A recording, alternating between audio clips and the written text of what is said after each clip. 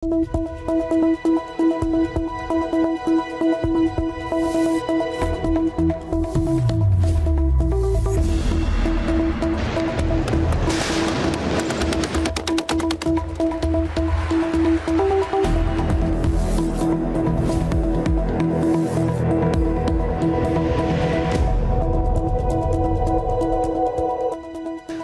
toda claridad, tiene que quedar bien reflejado en el acuerdo de futuro que en cualquier relación que haga referencia a Gibraltar, que se mantenga entre la Unión Europea y el Reino Unido, España tiene que estar. Buenas noches. El Gobierno vuelve a rectificar en esta ocasión con Gibraltar. Hoy el Ejecutivo dice que va a vetar el acuerdo de Londres y Bruselas en lo que respecta a la colonia británica que aún sigue en territorio español. Esta mañana Fabián Picardo hacía saltar las alarmas al asegurar que el Gobierno español y británico se habrían estrechado la mano al alcanzar un acuerdo sobre Gibraltar. Pero solo era una bomba de humo, ya que horas después Exteriores salía a desmentir esta información. Tarde y mal. Así llega Pedro Sánchez a casi todo. Y eso que ahora esta crisis le pilla de viaje oficial en Cuba, país que un presidente español no visitaba desde hace 32 años. El socialista no se va a reunir con la oposición democrática a la dictadura comunista, algo que ha sido convenientemente criticado en las filas de la disidencia. A su regreso a España, Sánchez tendrá que verse la cara con la primera ministra británica, con Theresa May. El gobierno presume de que no va a ceder ante los ingleses, pero hay que recordar que el exministro de Exteriores, Moratinos, cometió el terrible error de otorgar a Gibraltar el mismo estatus de interlocutor que Londres o Madrid. ¿Volverá un gobierno socialista a renunciar a la soberanía española? Lo veremos este domingo. Más noticias en nuestro sumario.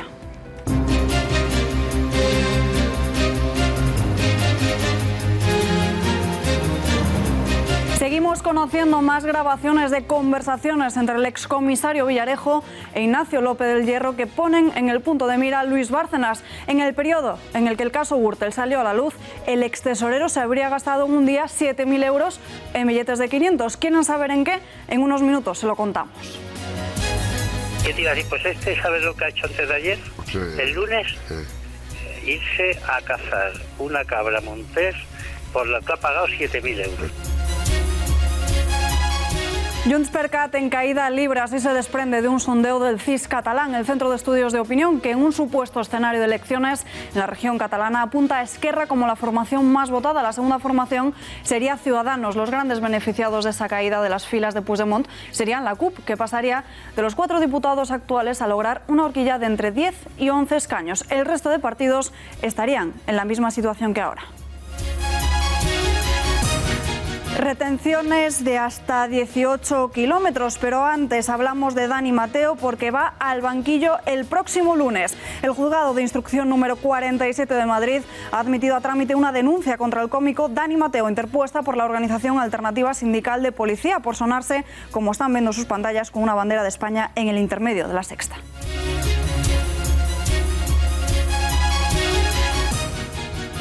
Ya está aquí el Black Friday, ya ha llegado una jornada que ya ha superado un número de ventas. Atención a la Semana de Reyes. En nuestra sección de tendencias les contamos cuáles son las mejores ofertas, qué productos se han llevado hoy los madrileños y sobre todo cuáles son las tiendas que tendrán descuentos durante todo el fin de semana. Como sabes, el Black Friday se originó en Estados Unidos, entonces es una idea importada y llevamos aproximadamente 4 años con esta tendencia, que lo que hemos venido a hacer es adelantar realmente la campaña de Navidad.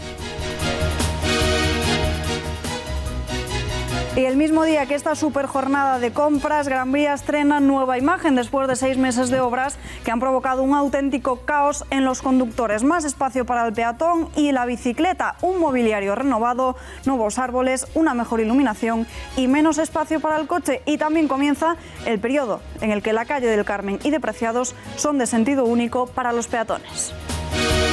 Preciosa, preciosa. Venga. ¿Ha invitado a Pablo Iglesias también? Preciosa. Gracias, perdón.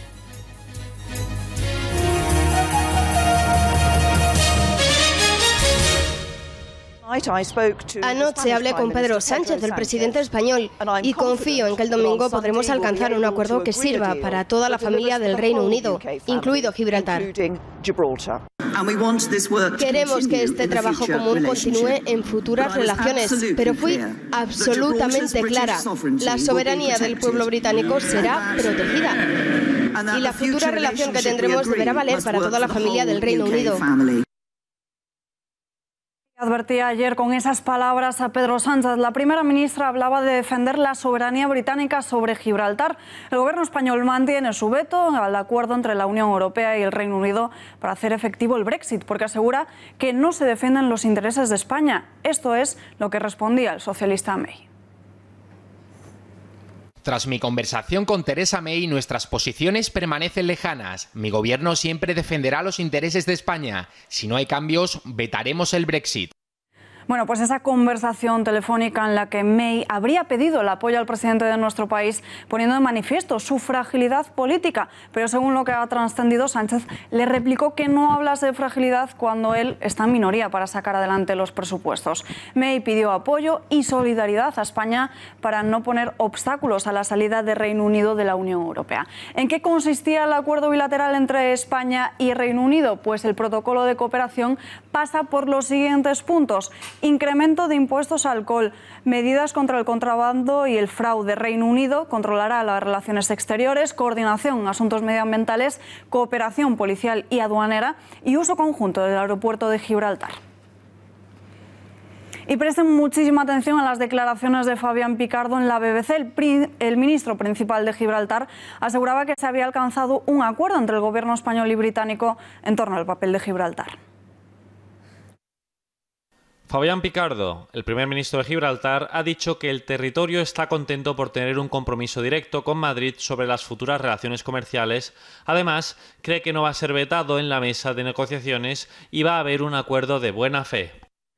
Humo y más humo. En eso se basaban esas declaraciones, desmentidas poco después por el Ministerio de Exteriores. El Gobierno parece mantenerse firme en este punto. Hoy la ministra portavoz aseguraba que no se iban a mover ni un dedo ni un paso, porque en todo acuerdo tiene que estar España presente. Esto lo sabremos el domingo. A día de hoy y a las 2 del mediodía, España mantiene su posición. Todavía no hay acuerdo sobre esta cuestión y como ustedes saben, la posición de España es esa. Es decir, con toda claridad, tiene que quedar bien reflejado en el acuerdo de futuro que en cualquier relación que haga referencia a Gibraltar, que se mantenga entre la Unión Europea y el Reino Unido, España tiene que estar dando su visto bueno o su acuerdo en cualquiera relación de futuro. Falta esperar hasta este domingo para saber si finalmente el Gobierno vetará ese acuerdo. Pero si lo hacen los socialistas, tendrán el respaldo del Partido Popular de Pablo Casado. Así lo ha anunciado su presidente, que a pesar de ello le reprocha que no hubiese anunciado esto desde un primer momento. Pero este es un partido responsable. Y yo sí digo que apoyo al Gobierno, aunque lo haga tarde, aunque lo haga mal, aunque no nos hiciera caso hace un mes, apoyo al Gobierno a vetar cualquier acuerdo que sea deshonroso para España en el Brexit.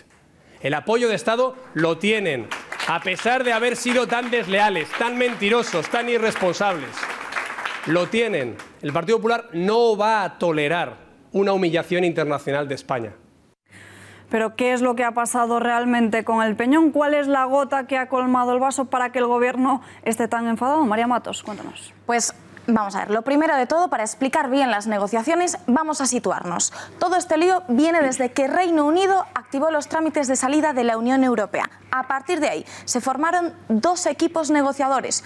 Uno representante del Reino Unido, como vamos a ver ahora, y otro representante de la Unión Europea. Cada uno liderado por un experto, como vemos, Oliver Robbins de parte de un lado y Michel Barnier de parte del otro. En abril del año pasado llegaron a un principio de acuerdo, una especie de esbozo del programa que incluía el artículo número 24, como estamos viendo, una cláusula esencial que decía que cuando el Reino Unido se vaya, ningún acuerdo entre la Unión Europea y el Reino Unido podría aplicarse al territorio de Gibraltar sin acuerdo entre España y el Reino Unido. ¿Qué significa esto? Pues que si la Unión Europea y Reino Unido querían hablar sobre Gibraltar, no podrían hacerlo mientras Reino Unido y España no hubiesen llegado a un acuerdo. Hasta aquí todo bien. España estaba satisfecha y pensaba que no iba a haber ningún problema con Gibraltar. Pero en realidad la Unión Europea, es decir, el equipo de Barnier, pues no había hecho los avances suficientes y solicitó más tiempo para encontrar soluciones. Unas soluciones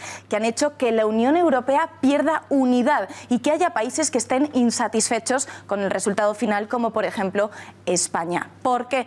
Pues una de las razones es porque Reino Unido tuvo acceso a casi esos 600 folios del acuerdo y lo modificaron antes de que los miembros de la Unión Europea pudiesen verlo, por lo que cuando los países de la Unión Europea lo vieron ese acuerdo, se encontraron con que había sorpresas. ¿Qué sorpresas? Pues por ejemplo, para España la aparición de un nuevo artículo, el 184, que deja fuera la opinión de España sobre Gibraltar. En nuestro país esta jugada la interpretan como una puñalada. Exigen que se cambie el artículo 184, aunque Barnier se niega a tocar el documento. Por lo que en estos momentos, Alba, la situación es muy, muy complicada. Desde luego, gracias, María. Pues parece que esta decisión de gobierno de vetar finalmente ese acuerdo entre el Reino Unido y la Unión Europea llega, como siempre, como todo lo que hace Pedro Sánchez, tarde y mal. Editorial con Rafa Núñez Huesca.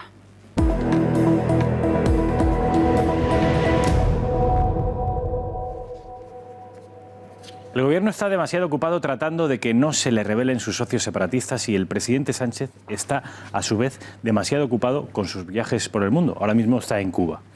Tuvo que ser la oposición, en este caso el Partido Popular, la que advirtiera al Ejecutivo que europeos y británicos estaban llegando a un acuerdo nefasto para España. No se habían enterado de que el acuerdo ignoraba por completo a España en esta cuestión gibraltareña. Y lo repetiremos cuantas veces sea necesario. España soporta la única colonia que a día de hoy sigue existiendo en Europa. Una colonia, además, cuya metrópoli es, dicen ellos, un país amigo y aliado. Un país que está de salida de la Unión Europea y que, sin embargo, nos está humillando. Ahora, deprisa y corriendo, el gobierno ha telefoneado a Theresa May, que dice, la primera ministra británica, que el peñón no se toca. Y amenaza, además, con vetar el acuerdo Unión Europea-Reino Unido. Mientras, su socio, el socio de Pedro Sánchez, Pablo Iglesias, califica de, ojo, patriotismo extraño defender la soberanía de Gibraltar. Y sus otros socios, los partidos separatistas, se frotan a su vez las manos viendo a España humillada. ¿Cómo acabará todo esto? Yo se lo digo, ¿cómo está? Con Gibraltar siendo un pozo de ciberdelincuencia y narcotráfico y con el gobierno sumido en un nuevo ridículo. Y con sus socios aplaudiendo. Eso siempre, gracias Rafa. En unos minutos analizaremos todo lo que está sucediendo en torno al Peñón con José Ramón García Hernández, diputado del Partido Popular, pero antes vamos a hablar de ese viaje de Pedro Sánchez a Cuba, porque como saben el presidente está de visita oficial en Cuba, 32 años después del último viaje presidencial de Felipe González. El presidente español, que no se ha reunido con la oposición a la dictadura cubana, ha dejado España en una semana difícil, marcada por los ataques de Esquerra a Borrell y la evidente falta de apoyo a los presupuestos. 32 años llevaba un presidente español sin visitar Cuba desde que Felipe González aterrizaba en La Habana para reunirse con Fidel Castro en 1986.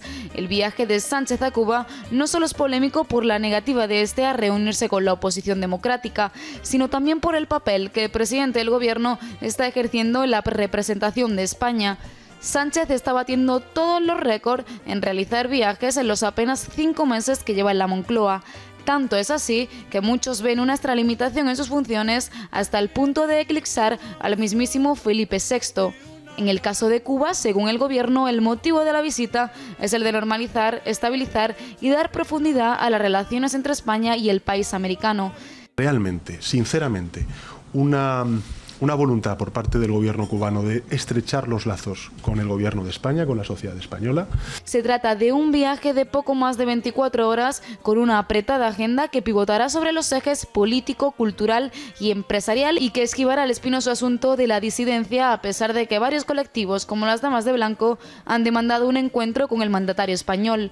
Más allá de la incómoda situación que supone la dictadura comunista, las relaciones entre ambos países nunca han sido malas. Sin ir más lejos, el próximo año está previsto que los reyes de España visiten Cuba en la conmemoración de los 500 años de La Habana. Las relaciones de España con Cuba son prioritarias para nuestro país. Siempre defenderemos el interés de España en todos los foros. Un expresidente del gobierno debe tener sentido de Estado, no competir como líder de la oposición.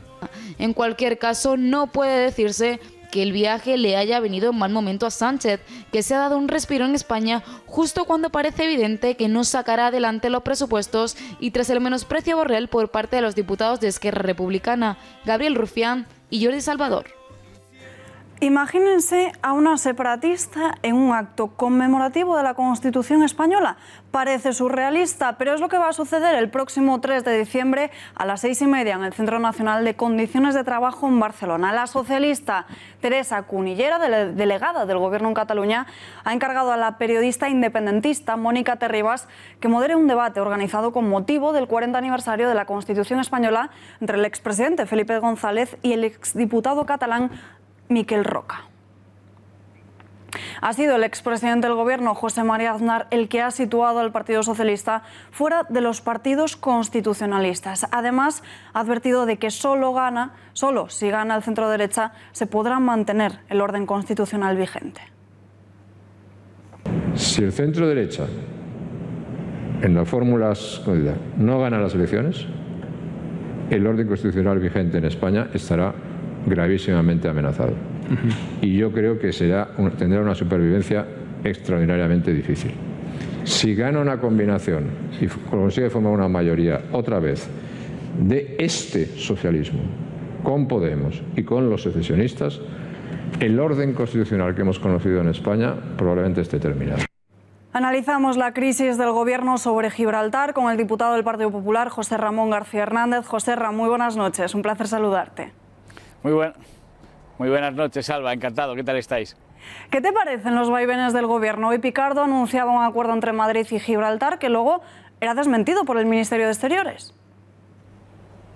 Pues me parece todo gravísimo. La verdad es que toma ya un tono de ópera bufa, donde estamos viendo dimes y diretes. Se han producido más de 7 noticias hoy que van en una dirección y en la contraria. Es gravísimo que Picardo estuviera esta mañana en Madrid, es gravísimo que haya tenido una reunión y es gravísimo que se haya ido de la boca. He sido la primera persona en denunciarlo y tan pronto lo han denunciado en el Twitter, a los 10 minutos ha corregido el Ministerio de Exteriores. Y lo que yo venía a poner en mi Twitter es que se renegocia con el Reino Unido. Lo otro es un error fatal que Gibraltar sea juez y parte. Por lo tanto, enseguida se han apresurado a desmentir, pero ha desmentido Exteriores. Picardo no lo ha desmentido, porque si no, obviamente tendría que decir la verdad. Y en esto pues les estamos pillando como todo. El PSOE está cambiando de posición porque el Partido Popular está haciendo una oposición muy seria en defensa de los intereses de España y de los españoles. Y ahí es donde vamos a estar. No vamos a ceder ni un milímetro. El Gobierno dice también que no va a apoyar un acuerdo del Brexit que no deje estipulado con total claridad que cualquier asunto referido a Gibraltar tenga que ser negociado entre España y Reino Unido. ¿Podemos estar tranquilos entonces? Bueno, no hay nadie que esté tranquilo y la prueba que no están tranquilos son ellos mismos. Si de verdad no hubieran desaprovechado el derecho de veto que teníamos al principio de las negociaciones, ahora podrían vetar y estarían tranquilamente porque tendría que ser el Reino Unido el que se tendría que estar preocupando. Yo le animo a todos los telespectadores que abran bien sus ojos. Si el Partido Socialista y el gobierno de Sánchez, el desgobierno de Sánchez, están preocupados es porque no existe el derecho de voto. Nos van a confundir, nos van a querer mentir, nos van a querer engañar, que es lo que llevan haciendo desde que nosotros lo estamos denunciando. Y el domingo Pedro Sánchez saldrá pletórico diciendo que la declaración política, que no es el acuerdo del Brexit, que la declaración política está en los términos en que recoge que el Reino Unido y España se tienen que poner de acuerdo sobre Gibraltar para la relación con la Unión Europea. pero eso es una declaración política, es una obligación para comportarse en el futuro. No es un texto jurídico, no es nada escrito, no es nada que obligue. Por lo tanto, nos va a tomar el pelo, pero Pedro Sánchez ya está vendiendo que va a ser el gran hacedor del Brexit el domingo. Es todo una pantomima donde los sacrificados son los andaluces que viven en el campo de Gibraltar, la gente que está viviendo en Gibraltar y los españoles en general, y nosotros no vamos a ceder ni un milímetro, como he dicho, en la defensa de lo que es Gibraltar para las relaciones con España, y lo que es con el Reino Unido exactamente igual, pues es un país con el que tenemos que tener una relación excelente, que ya tenemos una relación excelente, pero está claro que todas las relaciones por Gibraltar tienen que pasar por la cosoberanía y la petición de soberanía de Gibraltar.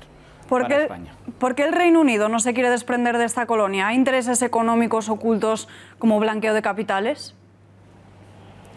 Bueno, hay una serie de intereses que van desde los estratégicos de la Royal Navy a intereses estratégicos, económicos, también es un paraíso fiscal, pasa un tráfico ilícito, hay lobbies en Gibraltar que tienen presencia en los dos partidos, en el conservador y en el laborista, o sea que Gibraltar no es enemigo pequeño, como estamos siempre observando, se escapan siempre por un cambio de gobierno inesperado, porque es que siempre que aparece el Partido Socialista acaban sacando ventaja, porque el Partido Socialista rompe la posición tradicional española. Entonces no es un enemigo menor Gibraltar a la hora de defender sus privilegios, ellos hacen pues la defensa de sus privilegios, pero si es que el problema no es Gibraltar y lo que hagan los gibraltareños ni el Reino Unido, es lo que ha hecho el gobierno de Pedro Sánchez.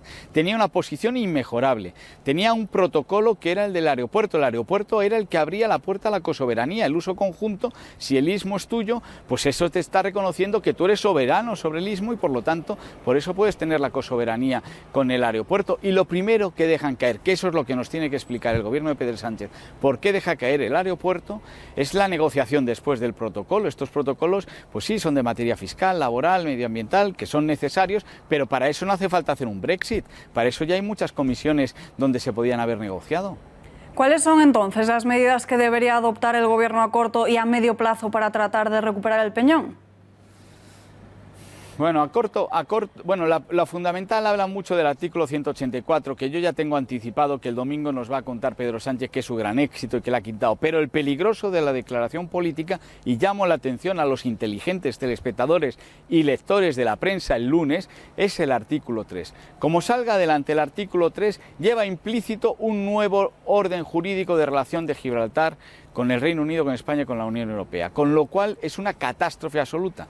Y nosotros lo seguimos diciendo, Gibraltar es una colonia reconocida como tal por Naciones Unidas, sujeta al régimen de descolonización y por lo tanto el Reino Unido tiene que cumplir simple y llanamente con el derecho internacional, que lleva sin cumplirlo muchos años, y sobre todo cumplir con el espíritu. Es que ya había dos declaraciones políticas, una en Londres de Lisboa en 1980 y otra en Bruselas de 1984, que el Reino Unido desde luego las ha usado pues con mucha largueza. Y somos socios, el Reino Unido, los ingleses viviendo en España, los españoles viviendo en el Reino Unido, somos socios, no se puede tratar así a unos socios. Y desde luego aquí el único culpable es la desidia, incompetencia del Partido Socialista, del gobierno del Partido Socialista. Los demás no van a defender tus intereses, los tienes que defender tú. Para mí está siendo una vergüenza, un bochorno y desde luego el mayor fiasco de la política exterior española en los últimos 100 años.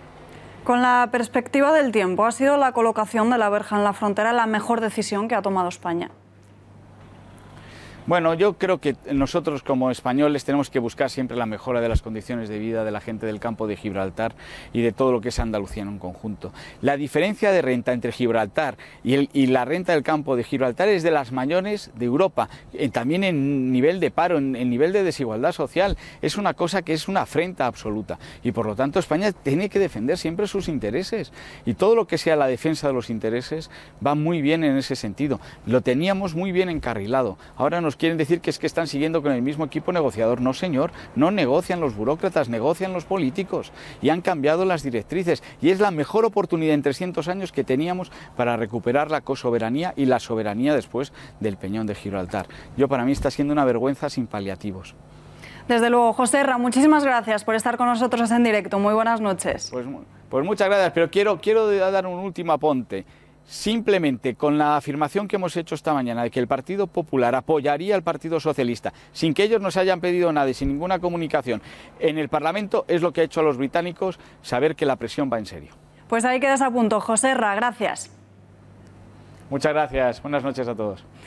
Y como todos los sábados, ya lo saben, no se pueden perder ni cambiar de canal, pon en Intereconomía y el especial de Xavier Orcajo, la parte contratante de Pedro Sánchez. Tenemos conexión con el Xavier. Muy buenas noches. Buenas noches, Alba. Parece casi imposible que el Gobierno pueda aprobar sus presupuestos y eso le abocaría a un adelanto electoral. ¿Cuáles son los otros motivos que harían caer este Gobierno de tan solo 84 diputados? Los escándalos en torno a sus filas parecen que no y hasta incluso parece permitir que abochornen a uno de sus ministros. Pues sí, que lo escupan y todo eso. La verdad es que parecen de acero inoxidable. Esto no les inmuta para nada. Yo creo que el tema de los presupuestos y sobre todo, la imposibilidad de gobernar este país vía decreto, con unos presupuestos que nos devuelve en Bruselas con una nota prácticamente que dice reháganlo, con un error descomunal en la gestión del Brexit y de los intereses españoles en la materia de Gibraltar, que demuestra pues que el ministro Borrell como diplomático es un desastre, y que bueno, y todas estas idas y venidas del gobierno Sánchez, que es lo que nos da pie a utilizar en parodia a los hermanos Marx con aquello de la parte contratante de la primera parte. La parte contratante de Pedro Sánchez. Todas esas veces que va y vuelve y ya no se sabe dónde está. Todas esas veces en las que nos ha dicho, yo defiendo que hay un delito de rebeldía. No, ahora ya no. Ahora estoy en el gobierno y ya no. Calvo, todo esto de los presupuestos, el poder judicial, todo el lío que hay en torno al adelanto electoral. Recuerden, cuando llegó decía que él había venido por un ratito para establecer un cierto orden, un cambio de dignidad democrática y luego convocar elecciones. Luego fue que no. Ahora parece que a la fuerza ahorcan. El que los indepes le digan que no a sus presupuestos le va a llevar a la conclusión de que no puede gobernar y que tiene que convocar elecciones. ¿Cuándo será? Esa es la gran cuestión. Pero ya se ve que Iglesias, su socio de gobierno, su principal socio de gobiernos, está tomando medidas y está reuniendo a sus gentes para estar preparados por si hay un adelanto electoral. Xavier, nos vemos mañana. Gracias. Muy buenas noches. Buenas noches.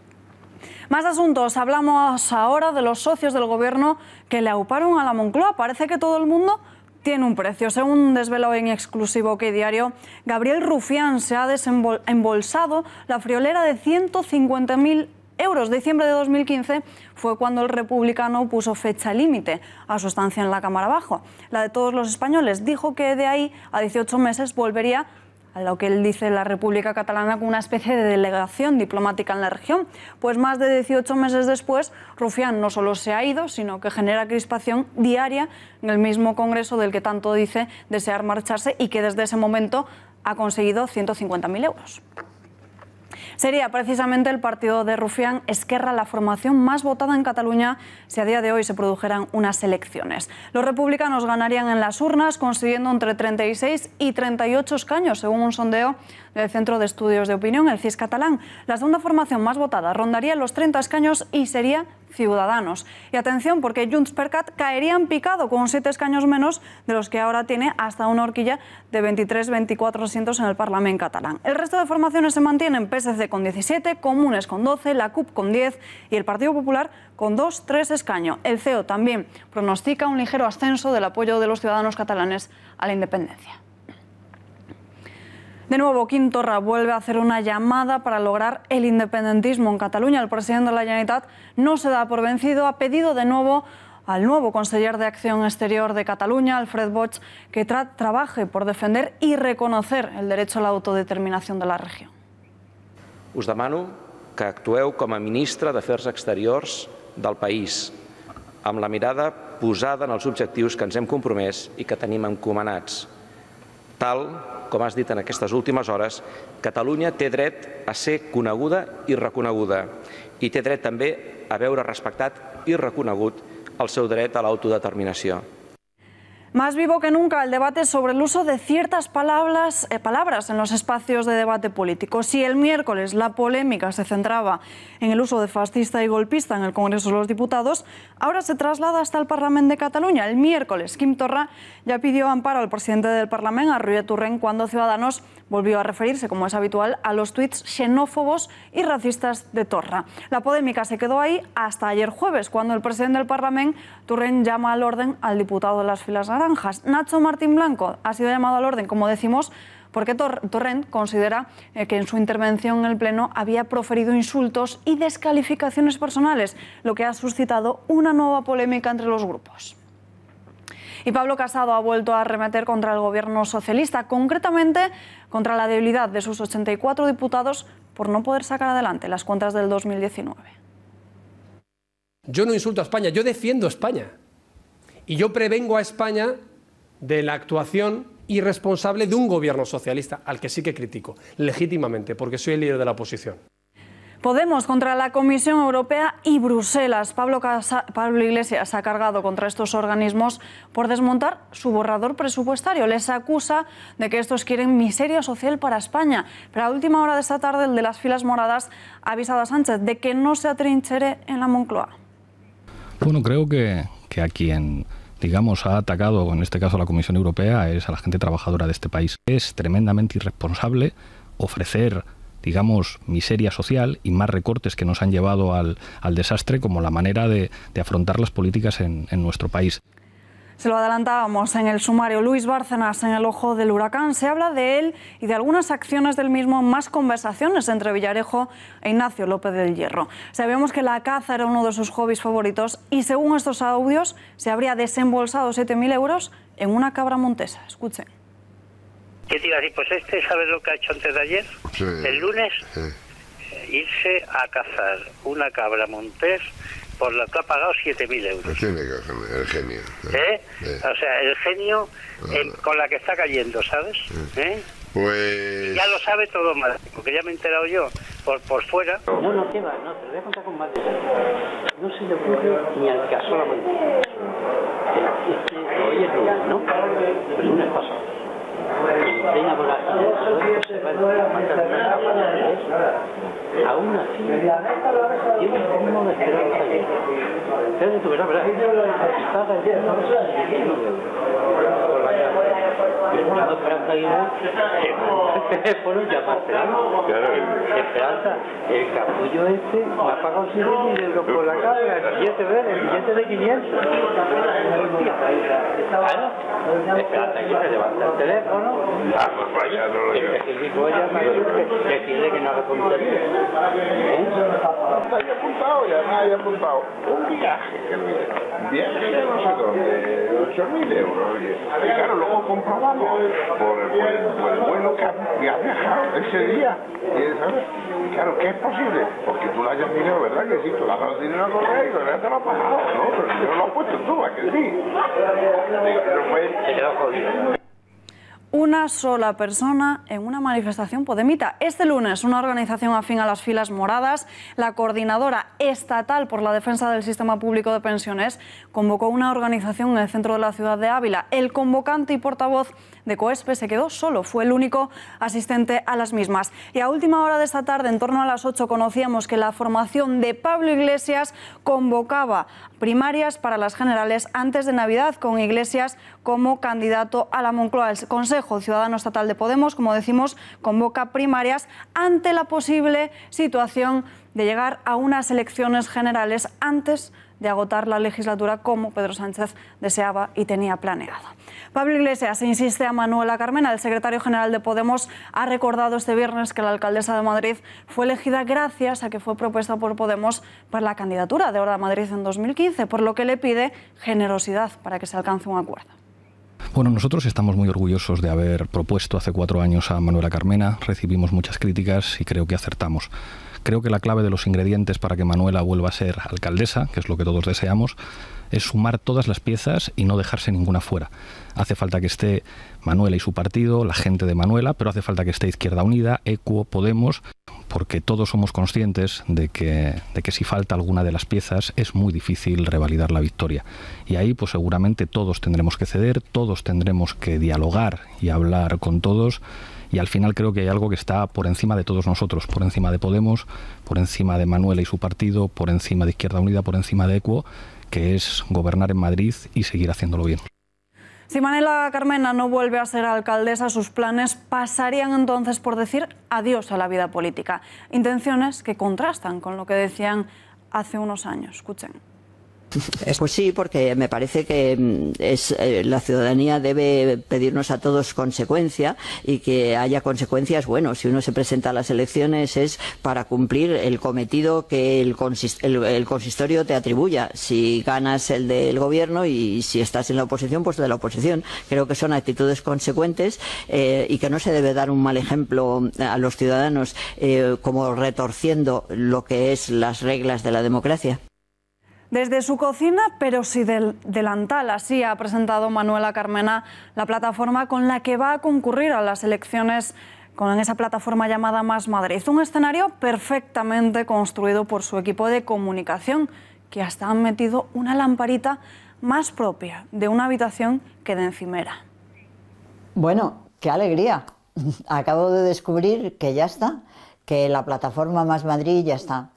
Bueno, en principio, muchísimas gracias a los que habéis sido capaces de hacer, yo diría casi este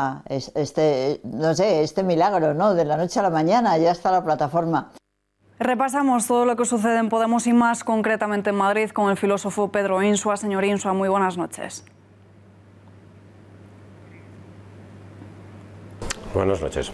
Antes de hablar de todo lo que ocurre en las filas moradas de la capital, centrémonos en Ávila. Recientemente se convocó una manifestación de una organización afín a la que solo asistió su portavoz y la semana pasada tuvieron que retirar sillas en un acto de Rejón y Echenique en Madrid. ¿Es una evidencia que Podemos pierde fuerza? Yo creo que sí, Podemos está perdiendo fuerza. Las incoherencias de Podemos, yo creo que están pasando factura al partido. El chalet, 600.000 euros, que probablemente sean más, por un chalet, una hipoteca potente, todo este tipo de cosas entran en contradicción directa con aquello que catapultó a Podemos, que fue el 15M, ¿no? Entonces, manos arriba, esto es un atraco, que se decía en el 15M, no nos representan, ahora están en el Parlamento pactando con el PSOE, presuntamente el PSOE formaba parte de la casta y ahora parece ser que no, y no hubo ningún tipo de explicación de ese cambio. Entonces yo creo que está pasando factura y una de las cosas importantes yo creo es la falta de respuesta ante el catalanismo, en un lado o en otro. Es decir, cada vez que hay una arremetida desde el punto de vista del catalanismo, Podemos está ausente, se queda de perfil, y eso le pasa factura, yo creo. Hay quien dice que es inevitable que haya peleas internas dentro de Podemos por la naturaleza. ¿Cómo valora lo que sucede en torno a la candidatura de Carmena? Bueno, es una naturaleza, un partido, claro, se definió como un movimiento. Precisamente uno de los representantes de Podemos, bueno, Podemos es la conjunción de un partido previo, que es el partido anticapitalista, ¿no? Uno de cuyos máximos representantes pues es Urban, ¿no? Y Urban, recuerdo, decía en cierta ocasión que si el 15M se convirtiera en partido se desvirtuaría, y es lo que hizo, lo que hicieron, convertirse en partido después por razones oportunistas, por razones las que fueran. Pues se convirtieron en partido. Claro, un partido que en buena medida ya es un Frankenstein en sí mismo, porque está ahí juntado una variedad de izquierda. La idea de izquierda unida es un mito. La izquierda no está unida, nunca puede estarlo, ¿no? Porque son corrientes no existe la izquierda, no existe la unidad de la izquierda. Y esto se está viendo en Podemos. En Podemos fue un movimiento que en función de una arremetida más o menos circunstancial, que fue el hecho del 15M y todo lo demás, pues ha convergido en ese partido un montón de corrientes que, en cuanto vienen un poquito más dadas, se empiezan a poner en disparadero y empiezan a divergir y comienza a salir de aquello como si fuera en un vórtice que empieza a expulsar a gente de allí, ¿no? Entonces, pues bueno, yo creo que pasa eso, que las distintas ideologías que convergen en Podemos empiezan a entrar en crisis unas con otras. ¿Pasará factura Podemos el apoyo que le ha brindado a Sánchez para llegar hasta el Palacio de la Moncloa? Yo creo que sí, en la medida en que nos expliquen esa transformación de la que hablaba yo al principio. Es decir, presuntamente, ¿no? Ellos quieren volver siempre a la esencia, están con el 15M en la boca todo el día, pero en el 15M había una consigna clara, que era que no nos representan en el Parlamento. Y ese no nos representan significaba pues una crítica al bipartidismo, significaba pues que PP-PSOE, aquella fórmula que tanto insistieron en ella, de PP-PSOE, esta conjunción, parece ser que era una casta, la que conformaban esos dos partidos, y ahora ellos, pues claramente, digamos, se han pasado a esa casta, ¿no? Entonces, claro, en esas condiciones es muy difícil que Podemos remonte, yo creo que es muy difícil, lo tienen francamente complicado. Señor Insua, gracias por atender a las cámaras de este informativo. Buenas noches. Buenas noches y muchas gracias a vosotros. Encantado. Y ayer, cuarto jueves del mes de noviembre, se celebraba el Día de Acción de Gracias. Más de millones de personas en Estados Unidos esperaban impacientes esta fecha. Es una de las tradiciones más importantes que tienen los estadounidenses. Con esta cena se da la apertura oficial a las fiestas de Navidad. Ya huele a Navidad y en Estados Unidos la Casa Blanca ya está preparada para recibirla. El martes, Donald Trump y Melania Trump recibieron por segundo año el enorme árbol de Navidad que decorará la Blue Room de la Casa Presidencial, una tradición que inaugura las fiestas y da el pistoletazo de salida para que las luces alumbren todo Washington. El árbol llegó en carruaje a lomo de 2 caballos y de fondo la banda sonora de la Marina de Estados Unidos. Este ritual lleva haciéndose desde 1989, cuando Benjamin Harrison colocó su árbol en la sala amarilla con juguetes para sus nietos. Así nos lo cuenta la Asociación Histórica de la Casa Blanca. El año pasado la decoración de la familia Trump impresionó al mundo. Melania puso su sello. El corredor de la planta superior estaba decorado con más de 2 docenas de árboles, con nieve simulada, y en sus puntas, miniaturas del cascanueces terminaban de completar el engalamiento.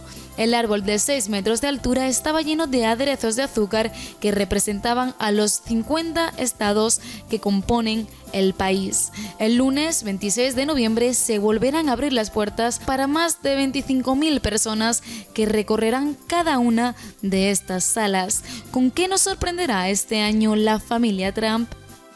Y abrimos nuestra habitual sección diaria de la lupa de Rafa Núñez Huesca. Rafa, muy buenas noches. Muy buenas noches, Alba. Comienza la Navidad y con ello también los continuos ataques de la izquierda al cristianismo. Sí, porque además coincide con los llamados ayuntamientos del cambio, que no son otros que ayuntamientos de Podemos, en Madrid, ahora Madrid, y en Barcelona, Ada Colau, y los llamados comuns. Bueno, pues vean cuál es la decoración barcelonesa, la decoración que ha instaurado el gobierno local de Ada Colau en la plaza de San Jaime, la plaza que comparten, ya saben ustedes, la Generalitat y el Ayuntamiento de Barcelona. Es un Belén que, en fin, como podrán ustedes comprobar, se aleja mucho de lo tradicional, y es un Belén en el que están representadas todas las figuras estando ausentes. Vamos a ver la siguiente imagen porque comprenderán un poquito mejor de qué se trata. La siguiente imagen son imágenes de OK Diario. Aparecen las sillas vacías de San José con una corbata, el Niño Jesús con una aureola y la Virgen, pues ya ven ustedes también con una aureola plateada. Y así con todos y cada uno de los elementos tradicionales entre comillas, del Belén. Pero resulta que no es la primera vez que Ada Colau y el Ayuntamiento de Barcelona establecen, en fin, un Belén, llamémosle posmoderno. Vean lo que ocurrió, por cierto, costó 150.000 euros el año pasado, también en la Plaza de San Jaime, también hecho por el Ayuntamiento de Barcelona. Vamos a hacer la metáfora de una mierda pincha en un palo, nunca mejor dicho. Fíjate, el palo, ole. Ahí va. Esto es Barcelona. También la segunda capital de nuestro país. Pues vamos a la primera, la capital de España, a la ciudad más importante, que está gobernada por Podemos, por Ahora Madrid. Vean las siguientes imágenes, porque son las imágenes de la famosa cabalgata, también posmoderna y con atuendos y con camisones de colores muy llamativos, fosforescentes. Y en este caso el rey Baltasar hacía lo siguiente para intentar seducir a los niños.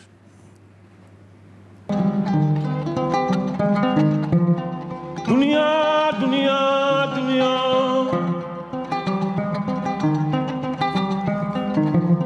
Dunia, dunia, dunia, dunia. Miliona batayo dunia.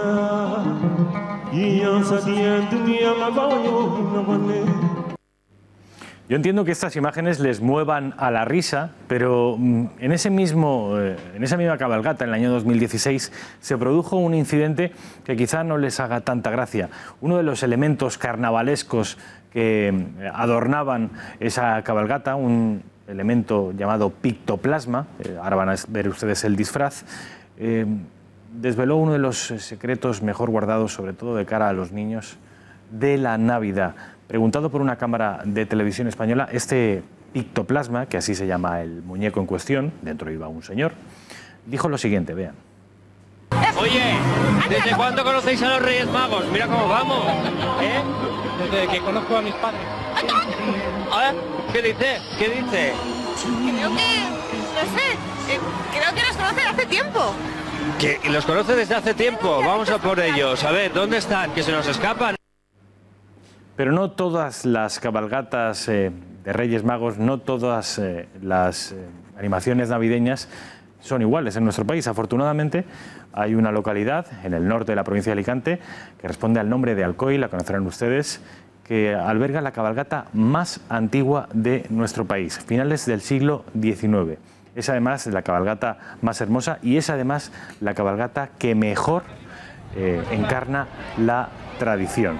Vean ustedes cómo los pajes suben por escaleras por la calle San Nicolás entregando los regalos en persona a cada uno de los niños, y aquí no hay neones, aquí hay 3 Reyes Magos en función de lo que describió las Sagradas Escrituras. Quería despedirme con esto porque es reconfortante. Además, tu tierra, ¿no? Además es mi tierra, es Alcoy, pero es una casualidad, esto es cierto, es la cabalgata más antigua de nuestro país. Pues Rafa, muchísimas gracias. Feliz Gracias, fin Alba. de semana. Buen fin de semana. Y seguimos hablando de estas fechas porque este que van a ver seguramente sea el anuncio más emotivo que verán estas Navidades.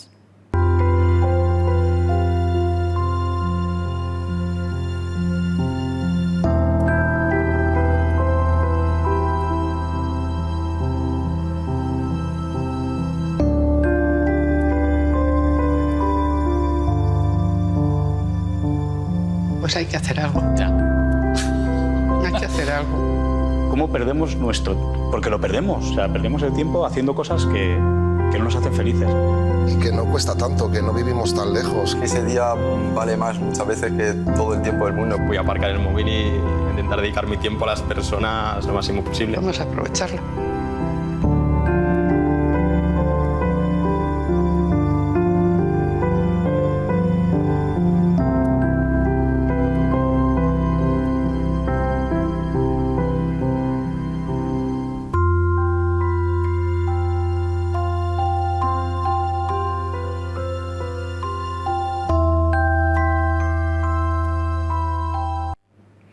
Está claro que los patinetes serán uno de esos juguetes que muchos niños incluyan en su lista de Reyes. Los vemos en todas partes y últimamente como medio de transporte urbano. Curioso lo que ha sucedido en Lugo. Agentes de la Guardia Civil han identificado este mediodía a un vecino de Lugo de 36 años cuando conducía un patinete, vehículo a motor construido por él mismo por una carretera autonómica en las proximidades de la capital de la provincia.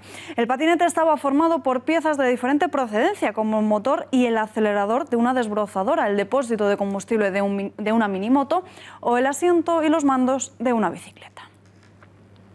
Y esta semana las Cortes Valencianas aprobaron una nueva ley LGTBI, hasta 120.000 euros a quienes practiquen o reciban terapias de aversión para modificar la orientación sexual o la creación de cuerpos policiales con un grupo especializado en la prevención de delitos de odio. Hoy hemos conocido que Galicia va a prohibir que los colegios con uniforme obliguen a las niñas a llevar falda, permitiendo así que sean estas las que decidan qué prenda elegir, si falda o pantalón. Es algo que el Parlamento gallego, con el sí de todos los partidos políticos, consideraba inaceptable. Tiempo de entrar en más detalles. Para ello hablamos con la profesora y experta en ideología de género, Alicia Rubio. Señora Rubio, muy buenas noches. Buenas noches. El Gobierno gallego aprobó ayer, con los votos favorables de todos los partidos, prohibir que los colegios con uniforme obliguen a las niñas a llevar falda. El motivo es que constituye, y cito literalmente, un símbolo de los roles tradicionales de género. ¿Quiere decir esto que todos los partidos políticos están de acuerdo en imponer la ideología de género? Sí, todos los partidos están de acuerdo en imponer la ideología de género, porque es un enorme negocio el que todo se reparte en tajada. Y eso lo tenemos que saber todos los españoles. Esto, que parece una cosa menor, no deja de ser la vulneración de unos derechos fundamentales de las instituciones, las organizaciones y las asociaciones, los colegios, de tener sus propias leyes. Ponerse falda o pantalones no vulnera ningún derecho de nadie. Uno puede elegir irse a otro centro, sin más.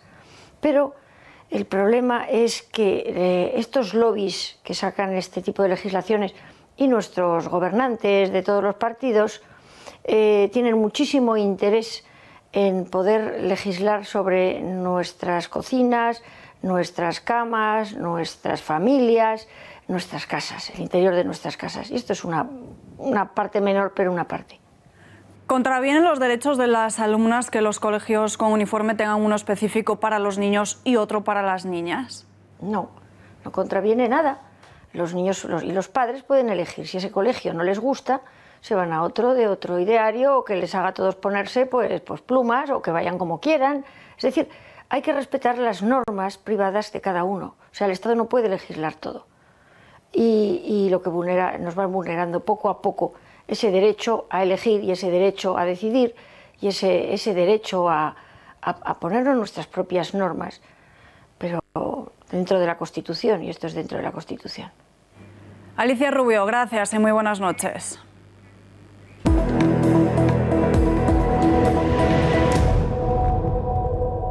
Y abrimos nuestra habitual sección de todos los viernes de tendencias con la periodista Elisa García Falla. Elisa, muy buenas noches. Buenas noches, Alba. Bueno, este viernes creo que el tema está más que claro. Más que claro, hablamos del Black Friday.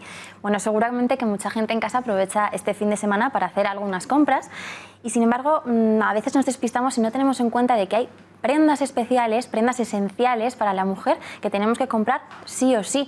Las van a ver ustedes en pantalla y es esencial que tomen nota de ellas. Algunas encajarán con su estilo y otras, pues por supuesto, no lo harán. Pero está claro que son tendencias que tenemos que tener en nuestro armario este invierno.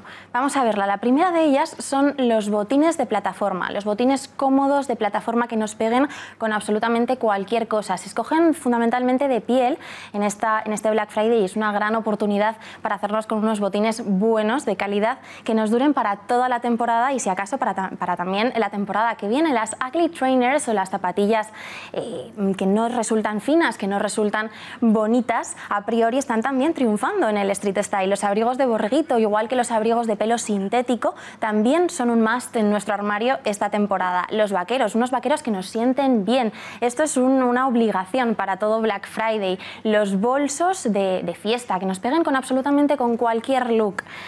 Vemos aquí un bolso precioso, las botas mosqueteras, por ejemplo, que hemos hablado de ellas en cantidad de programas. Si las escogemos planas, siempre resultan un poquito más sofisticadas. Por otro lado, un bolso tipo shopper, los bolsos grandes, esos en los que nos cabe absolutamente todo lo que solemos llevar en nuestro día a día y, por supuesto, un vestido de cóctel negro. ¿Con qué lo vamos a combinar? Con unos salones básicos que también renovaremos cada Black Friday. Estas son absolutamente todas las prendas que no pueden faltar en nuestro armario y que tenemos que meter en nuestro carrito de la compra. No puede faltar, sin embargo, también un capricho. Por ejemplo, ese vestido largo de leopardo, de estampado de leopardo o de serpiente que llevamos ya tiempo buscando. Todas estas prendas son las que tenemos que incluir en nuestro carrito. Yo no sé qué te parece, Alba.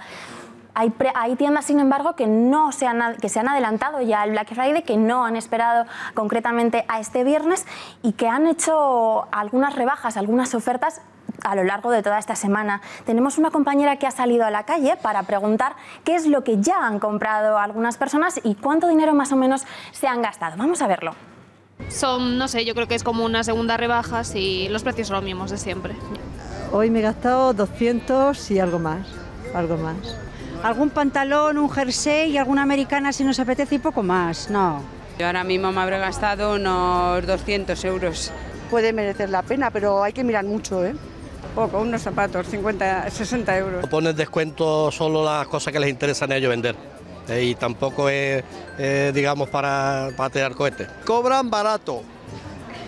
No hagan ni caso. Hay que cobrar. No. Hay que cobrar más porque mira cómo está la calle de gente y esto da vida a la ciudad. Mío, porque aproveché para comprar las prendas de Navidad. Porque está más baratito ahora, hay que aprovecharlo, ¿no? Sí, encontramos buenos descuentos. A veces no son tanto los descuentos y entonces hay que mirarlo. Primero lo suben y luego lo bajan para Black Friday. El Black Friday se ha convertido en un auténtico fenómeno de masas en nuestro país y es que, aunque como acabamos de ver aún cuente con algunos detractores, lo cierto es que cada vez más gente aprovecha los descuentos de este día para comenzar las compras navideñas. Pues ya lo vemos, Alba, hay que aprovechar estos descuentos para hacer las primeras compras de Navidad. Y sobre todo porque algunas duran todo el fin de semana. Elisa, gracias. Hasta la semana que viene. Y nosotros nos hemos quedado sin tiempo para más, pero no se marchen. Hoy a las 10 de la noche, 6 mujeres sin piedad con un tío blanco hetero. ¿Conseguiremos quitarle la máscara? Lo veremos. Y mañana a las 10 de la noche también especial con Xavier Orcajo, las contrataciones de Pedro Sánchez. Que tengan un buen fin de semana.